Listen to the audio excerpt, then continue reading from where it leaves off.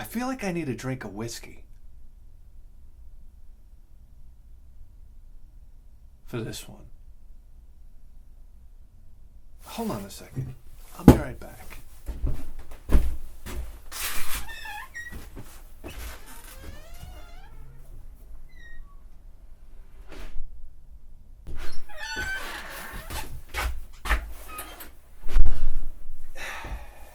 we go. Got a little bottle of booze here.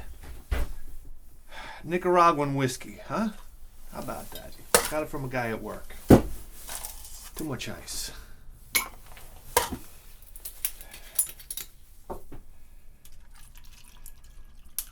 Oh, baby. Whoa. That'll warm you up.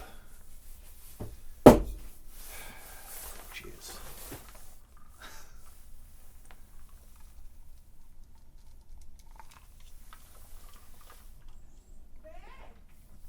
Why? Why? Huh? Yeah.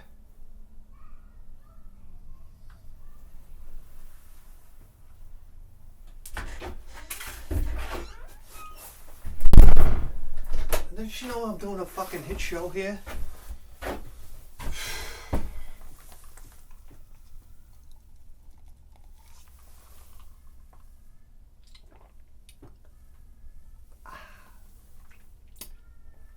Woo!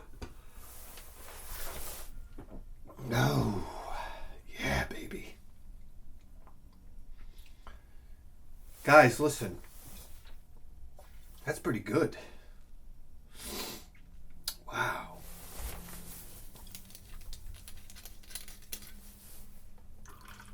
Bloop, bloop, bloop.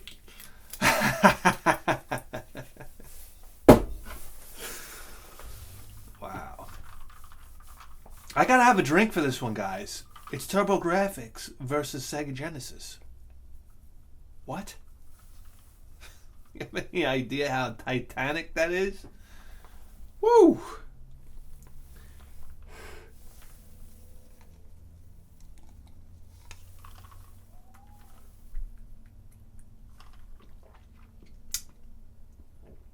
Ooh. My Willys Jeep engine would run on this stuff. Not kidding you. That thing had like 7.5 to 1 compression. It could run on anything. Kerosene. Anything. Whatever you dump in there, that thing would run on it. Whew. Little 134 Go Devil 4-cylinder engine. What are you kidding me? It had a transmission without any synchronizers.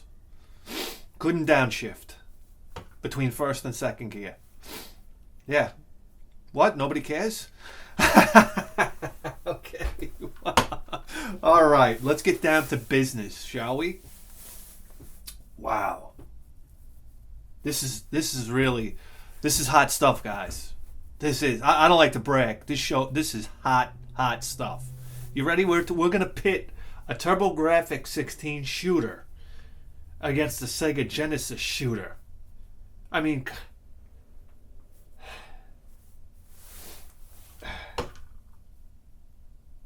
this is like the Abominable Snowman going up against the Loch Ness Monster. That's how titanic. All right.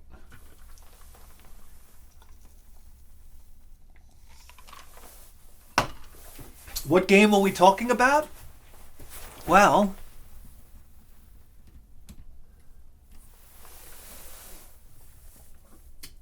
we're talking about Aero Blasters on the Turbografx 16. And I want to give you a little piece of information. I used to get Carcraft magazine. Oh yeah. I used to read that rag. I would come home from work exhausted. I'd see Carcraft magazine in the mailbox. I'd go running for it. Go in the house, straight on the toilet, and start reading. And it was always, I used to love this. Ford versus Chevy. Oh yeah. I'd flip right to the article. First thing. 5-liter small block Ford versus 350 Chevy. Who wins? Well, you get done with the article? Nobody wins. Because the author would always say, "Oh, well, you know, the 5-liter Ford has its strong points, and the 350 Chevy has its pros, and they're both great engines for the track, and da da da da da da da." And inevitably, they would never tell you one is better than the other, even though you know the author has an opinion. But then you find out that he can't give you his opinion because there's sponsorship involved, there's monies involved.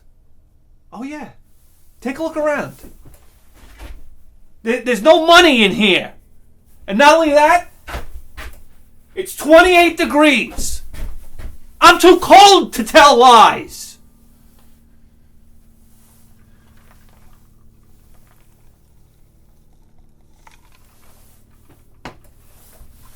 So here we go. It's Aero Blaster and Air Buster.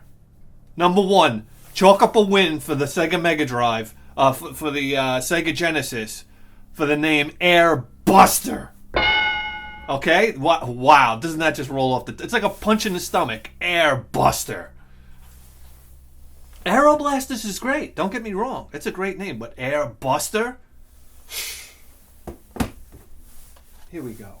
All right, let's get the pink elephant out of the room here. Number one, the cover art for the Sega Mega Drive version of Air Buster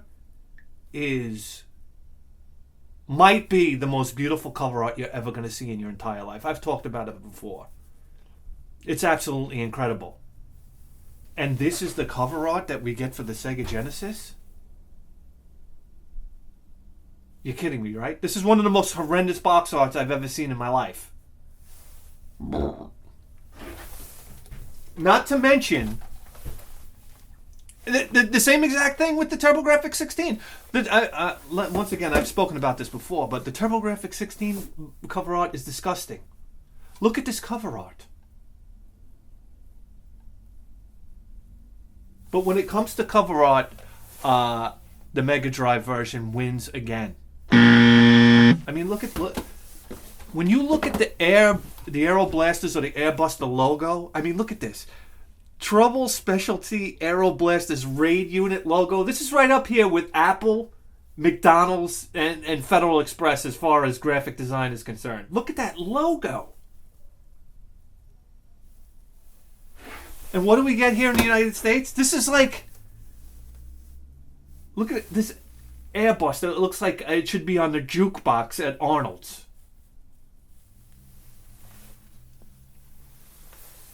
Horrendous. This is war crimes against American children. That's what this is. That's what it boils down to.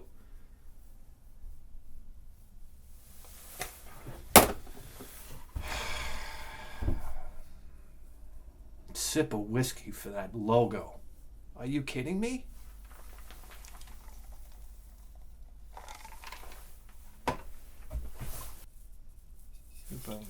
Let me pour some more of this paint thinner in my cup. Shoot. Let me tell you something. It's getting near Christmas time. What are you going to do? Gotta have a drink once in a while. So my first experience playing Aero Blasters was over Phil's house. And to be honest with you, I hated the game. I hated it. And I hated it solely based on two things. The weapon delivery system. You had this satellite that would travel. It looked like a satellite. I don't know what it was. Some type of containment unit. Would travel across the screen. You'd shoot it. And it would spew the power-ups all over the place. And they would go across the screen and then fall down off the screen. So you had to go on this mad dash to go collect the power-ups. And Aero Blasters was a two-player side-scrolling shooter. That's a very rare thing. I mean, who did it? Gradius? Who else did a two-player side-scroller? I can't even think of any off the top of my head. It's not a very common thing. So you would both have to scrounge for these power-ups. And they were flying all over the place. I don't know about you, but when I see power-ups on the screen, my tail starts wagging. I got to get them immediately. I'm stressed out enough as it is playing a shooter with bullets flying at me, avoiding enemies. and you're going to send the power-ups flying right into where the bullets are. And essentially, you have to grab them or you're going to die. I don't need this kind of stress in my life. I like playing Gate of Thunder or even Gradius, where the power-ups travel slowly across the screen. I have all day to think about when I'm going to get them and how I'm going to get them, all while avoiding enemy fire. Fantastic. That's the way it should be. Please. And the turbo tunnel. Oh, I call it the turbo tunnel. I don't know what the fuck it's called. The turbo tunnel, especially in the Turbografx game, is infuriating. Because it's faster than the Mega Drive version, and it's faster than the arcade.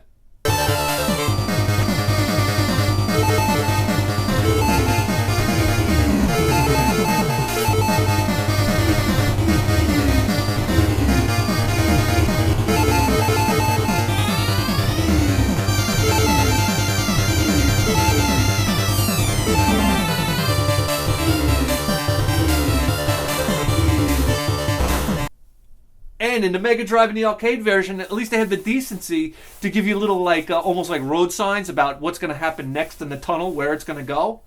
They eliminated that in the Turbografx version. Oh, thank you. I appreciate that. And the other thing that bothers me about Aero Blasters is there are parts that demand extreme maneuverability from your ship, and they don't let you speed up your ship. Your ship is set at one speed. You can't get speed power-ups. It's annoying beyond belief.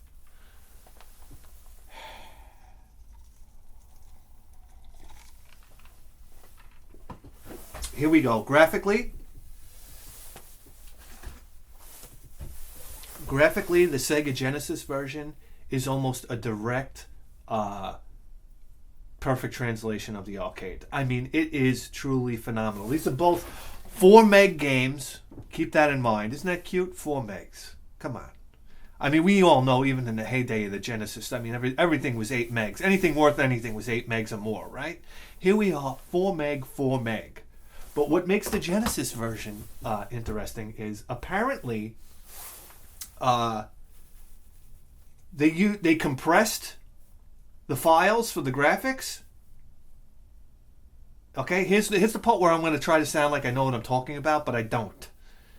And there's actually a loading screen between levels. And now normally that would aggravate the shit out of me, but because Kaneko, I don't know who released this. I don't know. Because they were trying to make an arcade perfect version of the game, there's a little bit of loading time while your Sega Genesis uncompresses the files, I guess. And then you have these beautiful, I mean, very colorful and big sprites. And baby, this thing moves exactly as it should. You're not going to find any slowdown on either version of this game, which is highly refreshing. I mean, listen, this ain't the Super Nintendo, kids. All right? Sip of whiskey for that, huh? You know the Sega Genesis and the Turbografx aren't going to let you down in the slowdown department.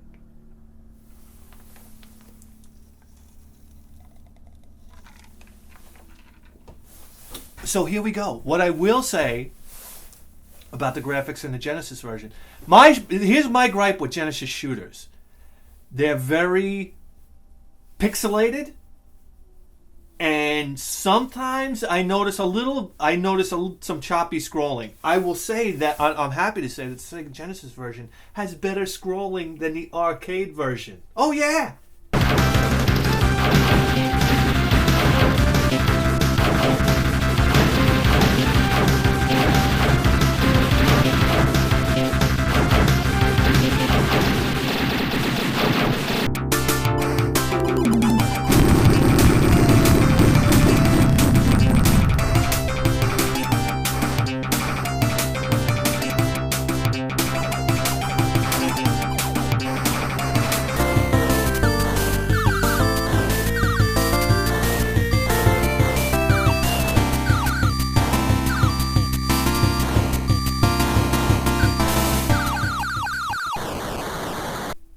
Oh yeah.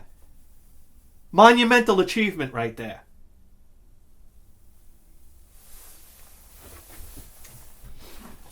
Here we go. The Turbografx version has those smooth edges, okay? Back in the day, that was my thing. I wanted my shooters to have smooth edges. I didn't like the pixelated look. But that was back then. I was looking for more refined graphics. You're talking about a kid that used to play ColecoVision. I didn't want pixels anymore. And the Turbografx does an enormous job with the graphics on this game. It drops the ball when it comes to parallax scrolling. In the Turbo Tunnel, it just gets a black background, whereas the Mega Drive and the arcade have a scrolling background. So they drop the ball there. And the buildings on the first level, where the arcade and the Mega Drive version, you're flying like in front of the buildings and you see the buildings passing by. In this version, you're flying over the rooftops of the buildings, which aggravates me beyond belief. But I get it. I get it. So graphically, I have to give it to the Sega Genesis. I know it's tough. It's hard for me to admit.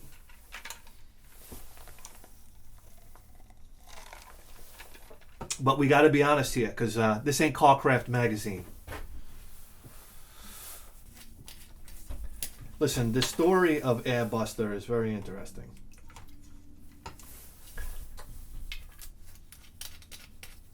To who, I don't know.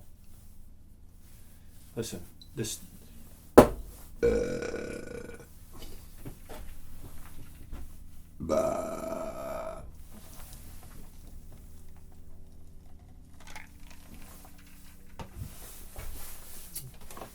Guys, the story...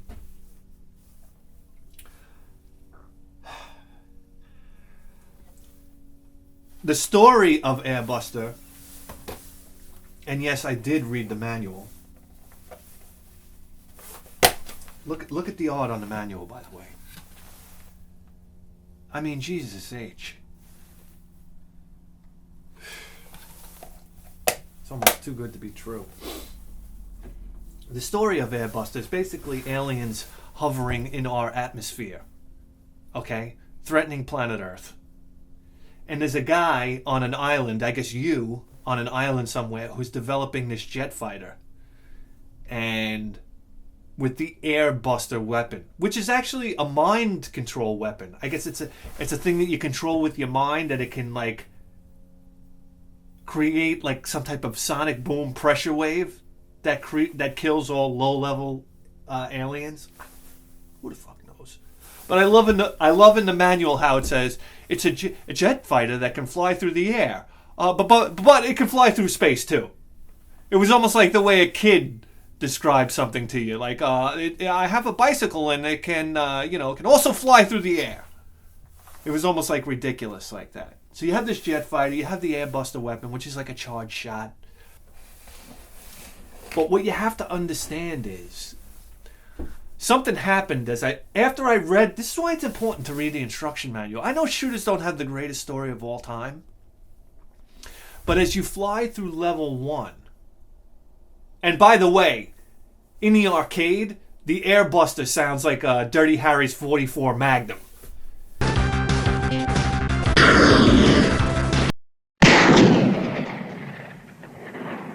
Oh yeah, it's like, you know that sound? The sound of his 44 Magnum. It sounds awesome in the arcade. I wish they could have reproduced that with the Sega Genesis. And also the third level boss. He has like he opens up like this and he shoots lasers out, but when he opens up, in the arcade it has a real hydraulic sound.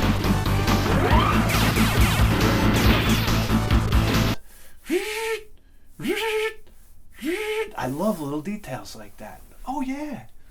Oh, it's fantastic. Anyhow, as you play the first level, all of a sudden, the mothership comes down and it just lays waste to the city below. It's almost like what a nuclear strike would be on a city.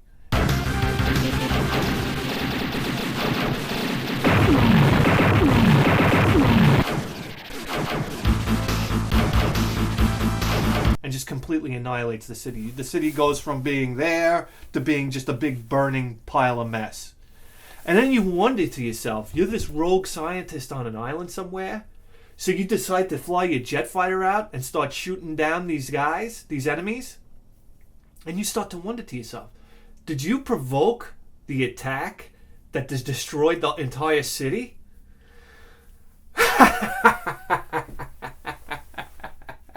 And I was like, wow, I never had a moment like that where I had to think for a second in a video game. That was that was fun, but it's real cool to see the whole city get destroyed. Oh yeah, Aero Blasters, Airbusters it'll fly you through many different places. You're first in our atmosphere. Next thing you know, you're flying through some cave.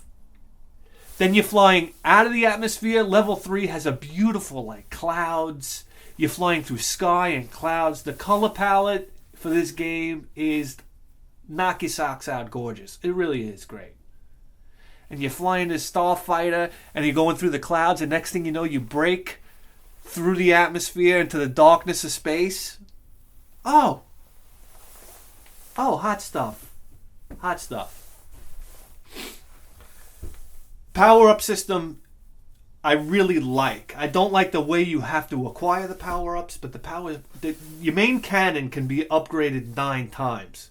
That's heavy duty, Jack. Oh yeah, sip of whiskey for that. I don't even think I fully upgraded my main cannon. You know how many times? You know how long you have to survive?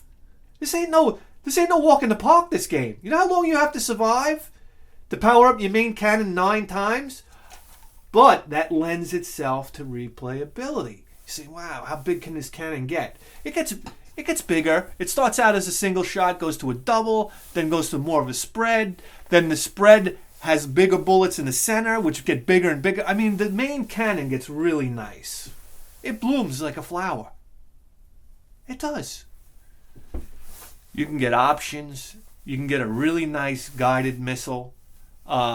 You can get a regular missile that tracks right directly in front of you. You can get a 6-shot spread. A lot of this weaponry is necessary in certain parts of the game, which is good. That's interesting. You figure that out as you go. You have a reverse shot, and you have one of the most annoying shooter power-ups I've ever seen in my life. And it's like you get an option behind you, and it shoots like a radial shot. Almost like like a clock. It goes around slowly. It's useless. Maybe the option in the back can protect you a little bit from a rearward approaching enemy. But to me, I find it aggravating.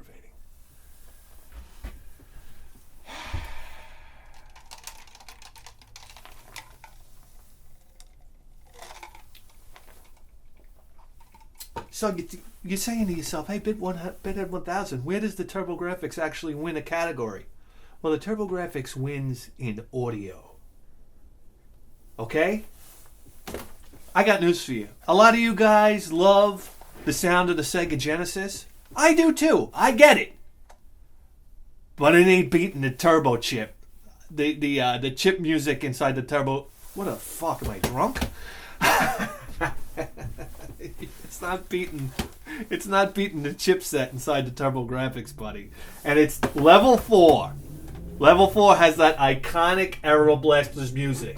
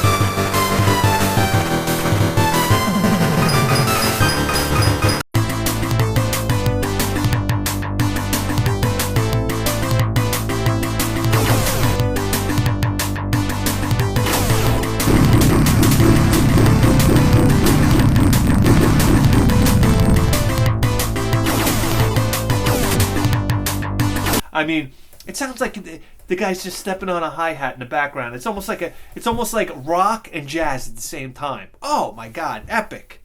Epic. Epic. And the Turbografx took liberties on I think it's the second level, on 2 levels of the game, completely changed the music. Only the Turbografx can get away with that. Changed it from the arcade. And it's better. And it's better. So there you go. When it comes to the music, Turbografx 16 wins. Alright, there you go. Throw me a fucking bone, huh?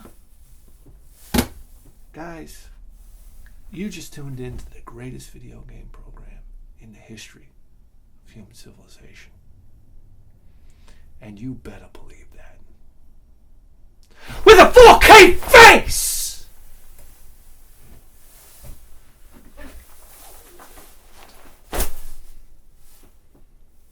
Check out my Twitter. We're having a lot of fun over there. We'll see you next time.